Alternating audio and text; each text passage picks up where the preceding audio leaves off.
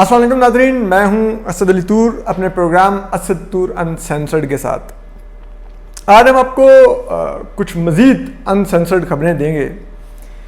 एक तो हम आपको ये जो पकड़े गए हैं उस्मान मिर्ज़ा, जो जिस तरह से उन्होंने एक जोड़े को किया असॉल्ट, उनके साथ जो बदसलूकी की, जो तो उस पर जो उनको अब गिरफ्तार किया गया है, ज़रा उस पर भी बात करते हैं। इस्लामाबाद पुलिस की कारकर्दगी और ओवरऑल भी जो मुल्क में जो एक एनवायरनमेंट है। फिर दूसरा हम आपको बताते हैं, वज़ीर-ए-आज़म इमरान खान ने ऐलान किया था कि मैं जो बलोच अलहदगी पसंद हैं उनसे हम मुज़ाकरात करके उनको कौमी धारे में लाएंगे और उनके ग्रीवेंसेस दूर करेंगे। अब इसकी भी हैसियत हम आपको बताते हैं क्या है, कि वज़ीर-ए-आज़म कितने संजीदा हैं और किस तरह से वो आवाम को फिर धोखा दे रहे हैं। और जो गवर्नर बलूचिस्तान तैनात हुए हैं उनकी भी कहानी बताते हैं कि ये भी क्या कोई सियासी रिश्वत है, ये भी हम आपको बताते हैं। तो सबसे पहले हम शुरू करते हैं उस्मान मिर्ज़ा से। ये एक प्रॉपर्टी डीलर हैं, गाड़ियों का शोरूम भी है, E8 मरकज़ में बैठते थे। E11 में इनके अपार्टमेंट में ये लड़का और लड़की मौजूद थे, जहाँ पर जाकर इन्होंने हमलावर हुए आज से कुछ माह पहले, अपने साथियों के हमरा उनको मारा पीटा, उन पे इल्ज़ाम लगाया कि तुम पता नहीं क्या करने के लिए इधर मौजूद थे। उनमें से जिस तरह से लड़की और लड़के के कपड़े उतरवाते रहे, बड़ा डिस्टर्बिंग और खौफनाक है। मैं तो सिर्फ उस दिन का सोच रहा हूँ कि वो जो हमारी बहन थी जिसके ये साथ ये सब कुछ करते रहे, इतने लोगों के अंदर मोबाइल पे वीडियो बन रही हो और उनकी यूं परेड करवाई जाए, पता नहीं सो किस उससे गुजरी होंगी। अल्लाह मियाँ कभी किसी दुश्मन के भी बच्चे बच्ची को इस फीलिंग से ना गुजरवाए। मैं जस्ट वो सोचता हूँ तो मेरा दिल बंद होने लग जाता है कि यार ये भी हो सकता है किसी के साथ, कि एक निहत्ती लड़की है, आप 10, 12, 5, 6 जितने भी आप, मेरे मुंह में वो अल्फाज नहीं है जो मैं कह सकूं इस वक्त ऑन कैमरा, आप वो खड़े होकर उनसे करवा रहे हैं। कभी एक सेकंड के लिए सोच लेते यार, आप भी किसी माँ की बेटे हैं, माँ खातून थी और आप ये कर रहे हैं। और ये बड़ा ही खौफनाक है। फिर हमारी सोसाइटी में जो लोग कहते हैं कि नहीं, वज़ीर-ए-आज़म इमरान खान कहते हैं कोई और क्या, छोड़िए, कि ख़वातीन के कपड़ों की वजह से मर्द रोबोट तो नहीं होते। वो क्या बेचारी बच्ची हमारी जो उस वीडियो में है, कौन से कपड़े, उसने शर्ट पैंट शर्ट पहनी हुई है, नॉर्मल पूरी कवर्ड है वो। तो कहाँ से इनको इश्तियाल मिला, जिनका रोबोट कहाँ पर मरा, बताइए ना। किस किस्म की जस्टिफिकेशंस आप देते हैं। हमारे यहाँ हमारी बेटियाँ फोत हो जाती हैं, कब्र में महफूज नहीं है, कब्र से निकाल के उनके साथ ये फेल किए जाते हैं। स्कूल जाती बच्चियां महफूज नहीं है, ये 6-6 साल की ज़ैनब और दूसरी महफूज नहीं है। कौन से कपड़े, कौन से भी कई वीडियोज़ आ रही हैं, वो एक मुल्तान की आई हुई, वो खातून को हरासा कर रहा है एक गुजरते हुए, उसने पूरी अबाया ली हुई है। ये लिबास से कोई ताल्लुक नहीं है सबका, ये हमारी सोसाइटी का कल्चर है ख़वातीन के बारे में, कि ख़वातीन शायद बनी ही एक फेल के लिए हैं और उनका कोई कंट्रीब्यूशन के लिए वो आई ही नहीं, भेजी ही नहीं गई इस दुनिया में। क्या घटिया सोच है ये हमारी। और फिर इस सोच को हम बचाने के लिए, इस सोच की हिफाजत करते हैं हम लोग। वुमेन प्रोटेक्शन बिल असेंबली में आए तो यही हुकूमत उसको इस्लामिक आइडियोलॉजी काउंसिल में भेज देती है। वो इस्लामिक आइडियोलॉजी काउंसिल जो कहती है DNA रेप में एविडेंस ही नहीं माना जा सकता। वो इस्लामिक आइडियोलॉजी काउंसिल जो कहती है कि अगर जरूरत पड़े तो बीवी को मारा जा सकता है। जी उन्होंने ऑन रिकॉर्ड जस्टिफिकेशंस दी हुई हैं घर में ख़वातीन को मारपीट के लिए। उस इस्लामिक आइडियोलॉजी काउंसिल में हम अब वो बिल भेज रहे हैं, वुमेन प्रोटेक्शन बिल, और हम कह रहे हैं कि बड़ी अच्छी राय दे के इस पर भेजेंगे। क्या शर्मनाक तरीके हैं इस मुल्क के अंदर। और वज़ीर-ए-आज़म के पार्लिमानी अमूर बाबर अवान साहब दस्तखत करके भेजे, लेकिन खैर वो भी उस वज़ीर-ए-आज़म के पार्लिमानी अमूर के मुशीर हैं जो वज़ीर-ए-आज़म खुद रेप को जस्टिफाई करता है ये कह करके मर्द रिबोट नहीं होता। तो ऐसे में हम देखते हैं अपने इर्द गिर्द, ये उस्मान मिर्ज़ा हमारी सोसाइटी का एक फेस है। इस सोसाइटी में ऐसे दर्जनों लोग हमें डेली नजर आते हैं जो अपनी वीडियोस बड़े फख्र से टिकटॉक पर, ट्विटर पर, फेसबुक पर डाल देते हैं कि वो शादी में हवाई फायरिंग कर रहे हैं, वो डांस पार्टियों में डांस कर रहे हैं, पैसे निछावर कर रहे हैं और हम देख रहे होते हैं। तो जो लोग इस अपनी गैर कानूनी हरकत की वीडियोस पोस्ट कर सकते हैं, वो निजी महफिलों में ये हरकतें भी करते होंगे जो उस्मान मिर्जा करता हुआ पकड़ा गया है। ये जो कराची में शाहरुख जतोई जो कत्ल होता है एक वडेरे के बच्चे के हाथों, क्यों? क्योंकि उसको वो अपने आप को प्रिविलेज समझता था कि मैं बड़े अमीर बाप का बेटा हूं, बदमाश हूं, गोली मार दी। यही उस्मान मिर्जा भी, ये बीस्ट, ये दरिंदे मौजूद हैं हमारे इर्द गिर्द। उस्मान मिर्जा की वीडियो वायरल हुई, शोर मच गया, गिरफ्तार हो गया। उस पर भी डीसी इस्लामाबाद हमजा शफकात साहब क्रेडिट ले रहे हैं कि स्पेशल एफर्ट से एसपी जो मुस्तफ़ा तनवीर हैं उनकी एफर्ट से पकड़ा गया। ये स्पेशल एफर्ट्स क्या होती हैं?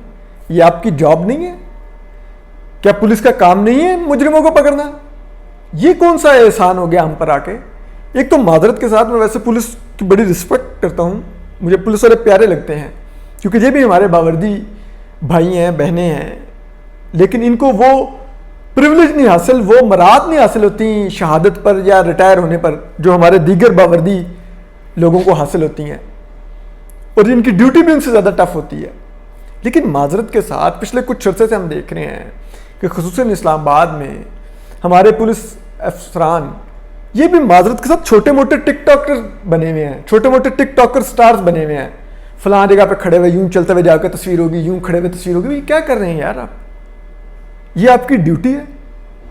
अगर आप इतने ही तगड़े हों, इतनी आपको तस्वीरें खिंचाने का शौक है, इतनी आपको अपनी तस्वीरों से हैबत तारी करने का शौक है, तो इस्लामाबाद में क्राइम रेट 0 हो। हमजा शफकात साहब, आप डीसी, आप इधर उधर होटल पे, मार्केट में फ़ौरन अपनी विजिट की पिक्चर्स लगा देते हैं, लेकिन क्या आप प्राइस कंट्रोल कर पाए? आप इस्लामाबाद में महंगाई कम कर पाए? तो जब तक ये आप लोग ड्यूटी को प्रॉपर इंप्लीमेंट नहीं करवा पाते, माजूद से तस्वीरें लगानी छोड़ दें, ये छोड़ दें, कैप्शंस देनी, स्पेशल एफर्ट से ये कर लिया, पकड़ लिया। वीडियो वायरल ना होती तो आप पकड़ते ना। पता नहीं उस्मान मिर्जा, अब वो तफ्तीशी बता रहे हैं डॉन की स्टोरी के बारे में कि उसके मोबाइल से और उसके साथियों के मोबाइलों से ऐसी दर्जनों और वीडियो निकली है जिसमें वो खवातीन और मर्दों को इस तरह हमलावर हो रहे हैं। तो अगर ये वीडियो भी वायरल ना होती तो अगले पता नहीं कितने सालों तक वो ये घटिया हरकत जारी रखता।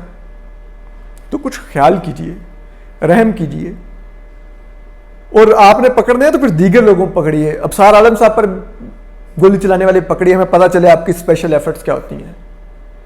आप पकड़िए मतीउल्लाह जान को अगवा करने वालों को, उस दिन मैं देखूंगा आपकी स्पेशल एफर्ट्स क्या होती हैं, उस दिन मुझे पता चलेगा।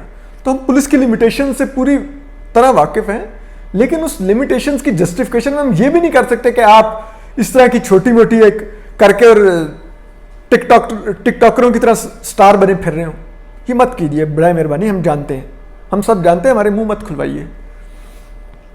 फिर हम आ जाते हैं, वज़ीर इमरान खान ने ऐलान किया कि वो रिकन्सिलिएशन चाहते हैं बलोचों के साथ गवादर में। उन्होंने, वैसे तो उनकी हुकूमत के 2 साल रह गए हैं, अब पता नहीं आगे उनकी हुकूमत हो, जो ये 2018 में मिलान थे उनको पता कि आगे इनकी दोबारा हुकूमत नहीं आ सकती, तो अलहदगी पसंद इनसे क्यों मुज़ाकरात करेंगे जबकि उनको पता होगा कि इन्होंने तो 2 साल बाद होना ही नहीं है। तो इनके साथ की हुई बातचीत का गारंटर कौन होगा? और अलहदगी पसंदों के ग्रीवेंसेस रियासत से हैं, हुकूमत से कम हैं, रियासती इदारों से हैं। उन आप बराए मेहरबानी अगर करने हैं तो आप उनके बिहाफ पर रियासती इदारों से मुज़ाकरात करके देख लीजिए। खैर वो भी आप क्या करेंगे, आपकी तो जरूरत नहीं उनके आगे सर उठा सकें। लेकिन अब आप देखिए कि उसके लिए इमरान खान कितने मज़का खेज इक़दाम कर रहे हैं, जिससे आपको पता चल जाता है कि वज़ीर आज़म और ये रियासत बलूचिस्तान के बारे में कितनी संजीदा है। अभी देखिए, कल गवर्नर बलूचिस्तान नए तैनात किए गए हैं, ज़हूर आगा साहब। ये ज़हूर आगा साहब कौन है? ज़हूर आगा साहब वो हैं जिन्होंने वज़ीर आज़म इमरान खान को शिकायत की कि बलूचिस्तान में सेनेट की टिकटें पैसे लेकर दी जा रही हैं, और उन्होंने बताया कि ये अब्दुल कादिर जो उनसे हैं ये पैसे देकर टिकट खरीद रहे हैं। वज़ीर आज़म ने अब्दुल कादिर से टिकट विड्रॉ कर लिया, बड़ी तालियां बजी, ज़हूर आगा साहब को टिकट मिल गया। फिर इन्हीं वज़ीर आज़म इमरान खान के कहने पर अब ज़हूर आगा ने अब्दुल कादिर के लिए अपना टिकट सरेंडर कर दिया और अपना नॉमिनेशन वापस ले ली, और अब्दुल कादिर जीत गए और जीत कर पीटीआई में शामिल हो गए, वही जिनके बारे में कहा जा रहा था कि ये पैसों के बक्से लेके आए हैं।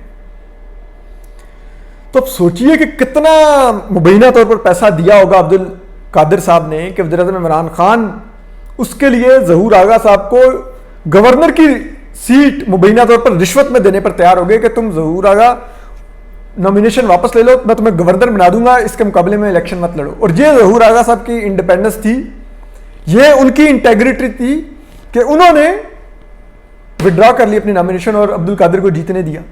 वो अब्दुल कादिर जिन पर इल्जाम था कि वो, और यही जहूर आगा साहब और पीटीआई के बलूचिस्तान चैप्टर का इल्जाम था कि इन्होंने करोड़ों रुपया, पता नहीं 70 करोड़ के कितने रुपए देके टिकट खरीदा हुआ, और फिर वो अब्दुल कादिर साहब जीते भी और पीटीआई में शामिल भी हुए।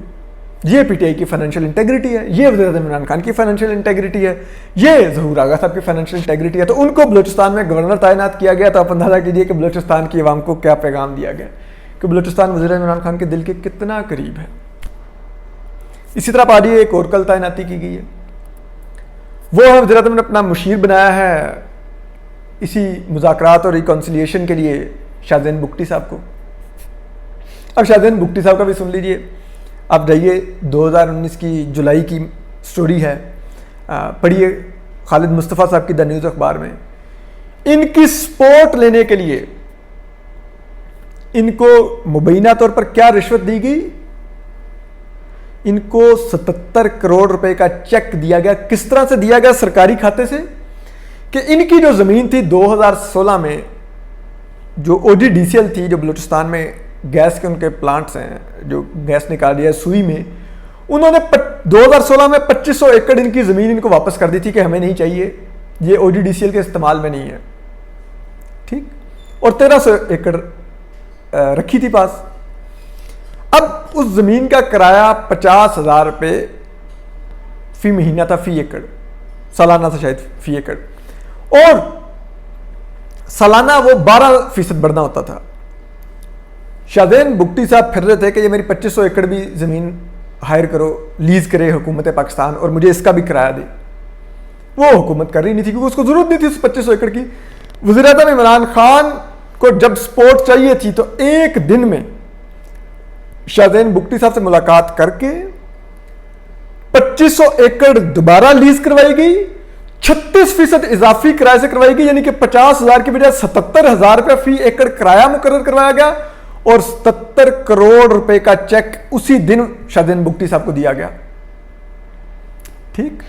और कहते हैं कि इस तरह कौमी खजाने पर इन टोटल अब तक अगर आप देखें तो कहते हैं कि 8 अरब रुपए का बोझ पड़ेगा, और ये 8 अरब किसको जा रहे होंगे? शाहज़ैन बुगटी साहब को।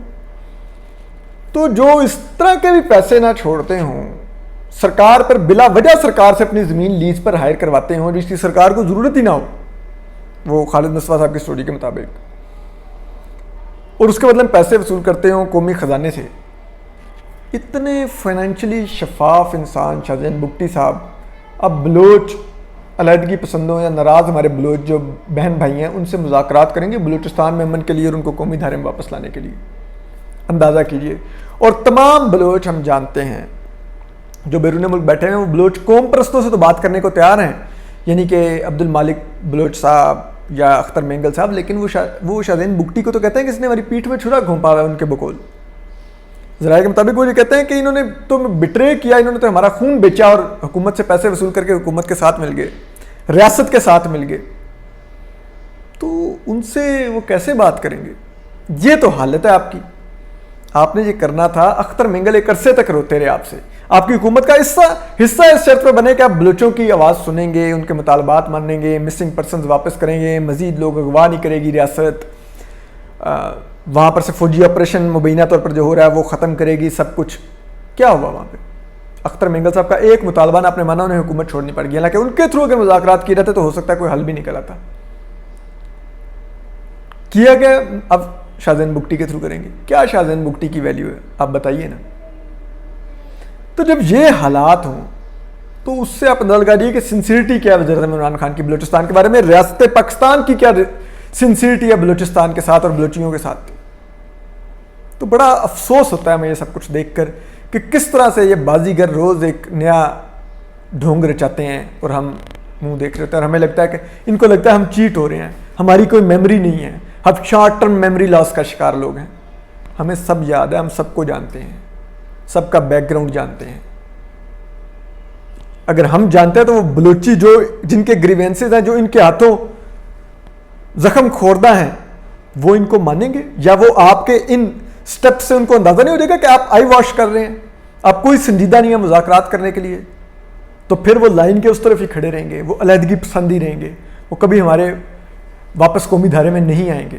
वो हमारे बहन भाई हैं, उनको रियासत को चाहिए गले से लगाएं, उनके मिसिंग पर्सनस वापस दें, उनकी बेटियां बेटे वापस घरों को जाएं, रहें अपने माँ बाप के साथ। हम उनको प्यार दें, उनको रिसोर्सेज दें, उनको उनके घरों में बिजली दें, उनको अच्छे स्कूल दें, उनको अच्छा अस्पताल दें, फिर वो खुद ब खुद हमारे रियासत के गले लग जाएंगे। यूं नहीं होता कि वो पहले से बाजू खोले खड़े वेट कर रहे हैं कि रियासत कभी आके मैं गले तो लगाए। बाजू पहले रियासत को खोलने पड़ेंगे, उनके लिए वसाइल उनको देने पड़ेंगे, उनका सिस्टम में स्टेक लाना होगा, फिर वो रियासत के गले आके लगेंगे। यूं नहीं लगेंगे कि आप शाहज़ैन बुगटी को या ज़हूर आगा के थ्रू आप कर रहे होंगे। तो बहरहाल हम आपको आगाह करते रहेंगे। अपना ख्याल रखिए, सलामत रहिए, अल्लाह हाफिज़।